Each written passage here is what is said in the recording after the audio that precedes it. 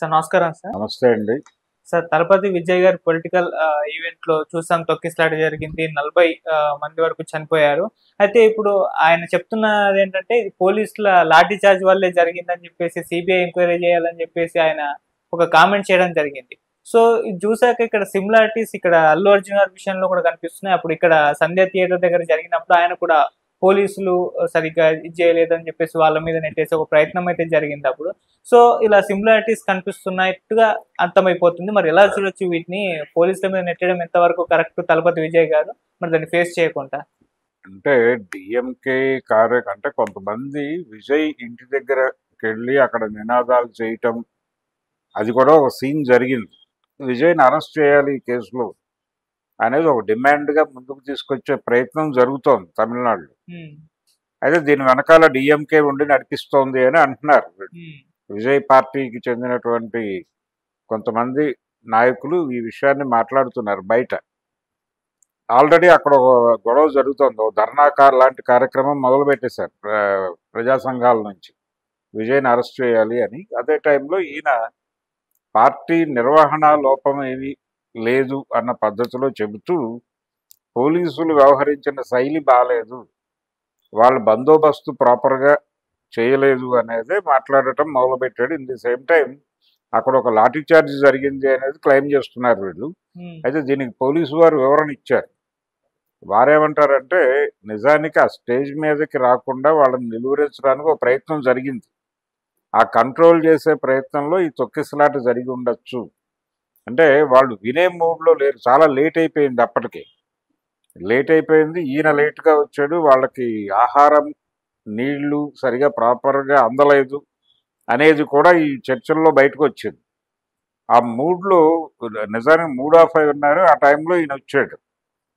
విజయ్ చేయవలసినటువంటి కార్యక్రమం ఏమిటి? విజయ్ కానీ ఆ పార్టీ నిర్వాహకులు కానీ ఆ సభను ఎవరైతే ఆర్గనైజ్ చేశారో వాళ్ళు ముందుగా చేయవలసిన పని ఏంటంటే విజయ్ అనేటువంటి ఒక సినిమా నటుడు, పైగా ఒక సూపర్ స్టార్డమ్ ఉన్నటువంటి హీరో అక్కడికి వస్తున్నప్పుడు వీళ్ళు ఆర్గనైజ్ చేసే జనాలతో పాటు వాళ్ళని వాళ్ళు ఆర్గనైజ్ చేసుకుని వచ్చేటువంటి జనాల సంఖ్య కూడా గణనీయంగా ఉంటుంది.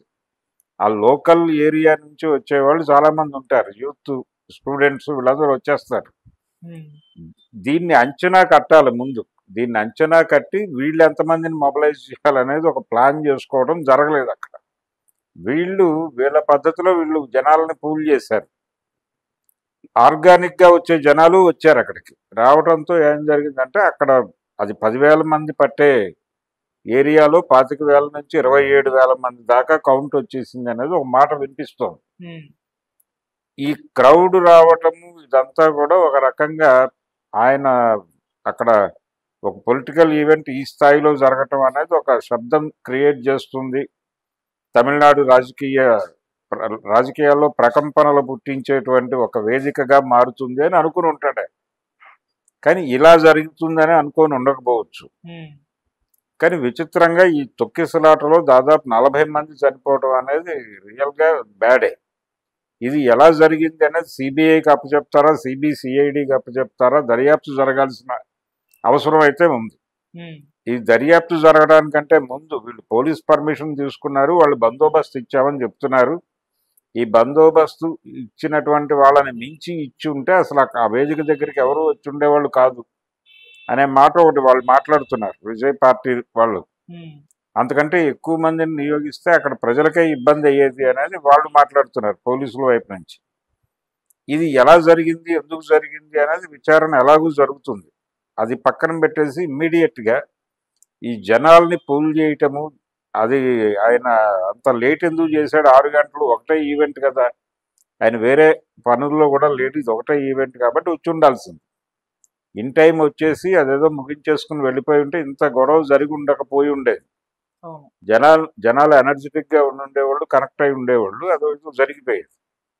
అలా కాకుండా ఈయన కొంచెం డిలే చేయటము, వాళ్ళు కొంత నిస్త్రాణలో ఉండటము, ఒక్కసారి రావటము, ఆ ఎనర్జీ చివరికి వచ్చేసాం మనం, విజయ్ వచ్చేసాడు మనకు అంటే వీళ్ళకి డబ్బులు, తర్వాత ఆహారపు పొట్లాలు, అందులో ఆ ప్యాకేజీలో భాగంగానే కొన్ని చోట్లకి మీటింగులకి జనాలను ఆర్గనైజ్ చేసేటప్పుడు మందుతో సహా ఏర్పాట్లు జరుగుతున్నాయి. హ్మ్.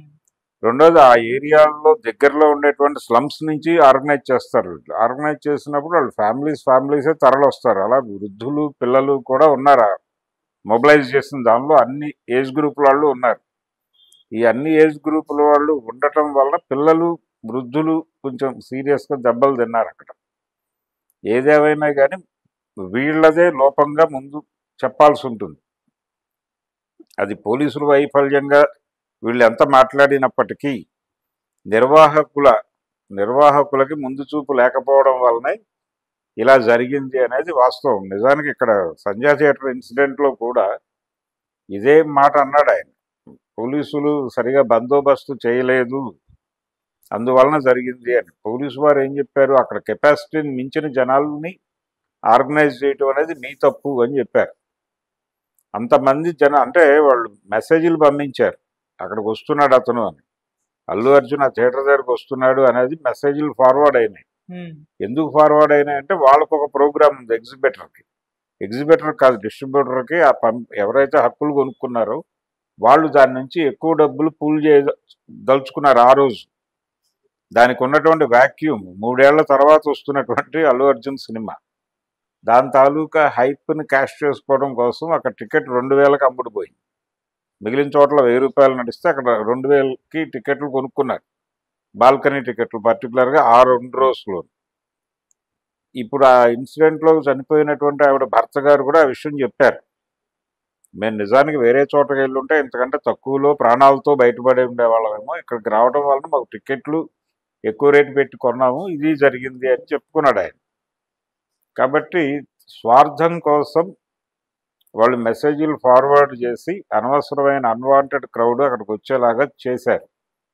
చేయటం వలన సంభవించింది. అక్కడ కూడా అదే జరిగింది. ఇక్కడ కూడా ఆయన అభిమానులకి మెసేజ్లు వెళ్ళినాయి, లోకల్గా ఉండేటువంటి ఫ్యాన్స్కి. వాళ్ళు విపరీతంగా వచ్చారు. వాళ్ళు ఇంతమంది వస్తారనే అంచనా వీళ్ళకి ముందే ఉండాలి. ఉన్నప్పుడు వీళ్ళు బయట నుంచి ఆర్గనైజ్ చేసే వాళ్ళ సంఖ్య తగ్గించి ఉండాల్సింది. తగ్గించి ఉంటే కనుక అది ఇది మ్యాచ్ అయ్యి ఒక వాతావరణం ఏర్పడేది అక్కడ. అలా కాకుండా ఎంతమంది సాధ్యమైతే అంతమందిని మనం మొబిలైజ్ చేసి ఇది బల ప్రదర్శనగా వాళ్ళు అనుకున్నారు. ఈ బల ప్రదర్శనగా ఉండాలి అని ఎప్పుడైతే అనుకున్నారో ఇలాంటివన్నీ జరుగుతాయి. అంటే కార్యకర్తల మీద ప్రెజర్ మొదలవుతుంది. అంటే కెపాసిటీస్ ప్రూవ్ చేసుకోవాల్సిన అవసరం ఉంటుంది వాళ్ళు. రేపొద్దున ఆ ప్రాంతానికి ఎమ్మెల్యే టికెట్ ఆశించేవాడు ఒక యాస్పిరెంట్ ఉండుంటాడు అక్కడ. ఈ యాస్పిరెంట్స్ నాయకుడిని అడ్మైర్ చేయటం కోసం, నాయకుడిని ఈ స్థాయిలో జరిగింది అని నాయకుడు ఫీల్ అయ్యేలాగా చేయటం కోసం వీళ్ళు కొంత నడుపుతారు. ఇలాంటి అన్ని కలగలిసి జరిగినటువంటి దారుణం కాబట్టి ముందు అర్జెంటుగా విజయ్ని అరెస్ట్ చేస్తారా లేదా, అక్కడ అంతే ధర్నాలు జరుగుతున్నాయి. విజయ్ని అరెస్ట్ చేయాలనే డిమాండ్ కూడా ఒకటి జనంలో నుంచి మొదలైంది. ఇది ఆయన పార్టీకి కొంచెం ఇబ్బంది పెట్టే సంఘటన. నిజానికి ఆయన అక్కడే నిలబడి కన్ఫెస్ అయి ఉండాల్సింది. అలా కాకుండా హడావిడిగా వెళ్ళిపోయి ఫ్లైట్ ఎక్కేసాడు ఆయన. ఆ ఫ్లైట్ ఎక్కేయటం అనేది జనాల సెంటిమెంట్లను గాయపరిచింది. అక్కడ ఉండి ఆ రోజు అల్లు అర్జున్ చేసిన తప్పు కూడా అదే. ఆయన థియేటర్లో ఉండగా పోలీసు వాళ్ళు వచ్చి చెప్పినప్పుడు సినిమా అయిపోయాక మాట్లాడుతూ ఉన్నాడు ఆయన. సినిమా అయిపోయిన తర్వాత మాట్లాడతారన్న పెద్ద మనిషి వెళ్ళిపోయాడు.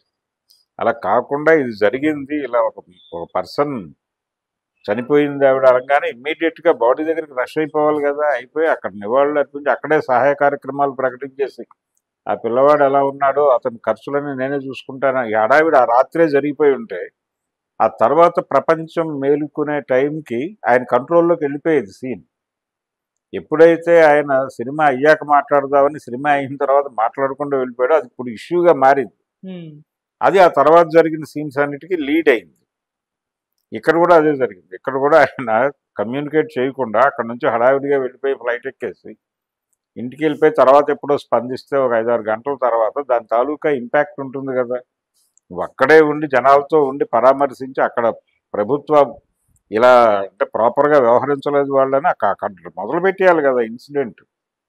తన పొలిటికల్ కెరియర్ స్టార్టింగ్ అనుకున్నప్పుడు అక్కడే జనంతో ఉండి హడావిడి మొదలు పెట్టేయాలి. ఎప్పుడైతే తన్ని తాను కాపాడుకుని అక్కడి నుంచి అవాయిడ్ అయిపోయాడో ఆ అవాయిడ్ అయిపోవటమే ఇప్పుడు ఈ క్రిటిసిజం అంతటికి కారణం అవుతోంది.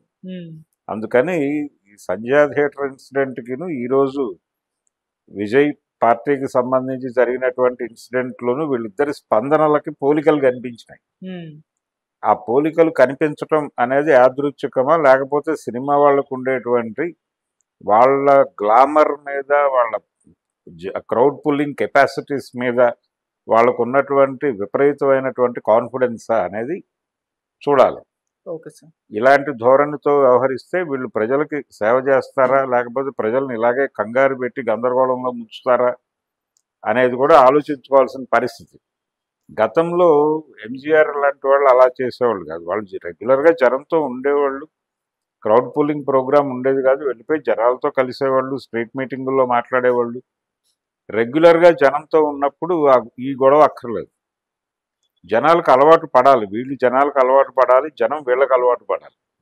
ఈ అనుసంధానం చేసుకోవడానికే రోడ్ షోలు లాంటివి ఆర్గనైజ్ చేస్తారు వాళ్ళు. అలా జనంతో కలవటం అనేది తను చెయ్యాలి. తనకి ఇంకా పాత ఈ సినిమాకి సంబంధించినటువంటి హీరోని నేను అలా వచ్చి వెళ్ళిపోతాను ఈవెంట్కి అంటే, ఏదో ఒక ఆడియో లాంచో లేకపోతే మరొకటో ట్రైలర్ లాంచో జరిగినప్పుడు అలా వచ్చి సడన్గా ఒక ఉపన్యాసం చెప్పేసి అటు వెళ్ళిపోవటం అనేది అలా అనుకుంటున్నాడేమో ఇంకా అనేది నా డౌట్. ఓకే.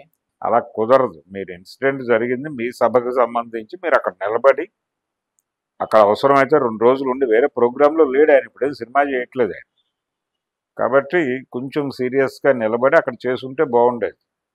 రేపు జనవరికి ఏదో రిలీజ్ పెట్టుకున్నాడు ఆయన సినిమా, అది కూడా అయిపోయినట్టుంది ఆల్రెడీ. షూటింగ్ అయిపోయింది. ప్రస్తుతం ఆయన పాలిటిక్స్ మీద కేంద్రీకరణ అని చెప్తున్నాడు.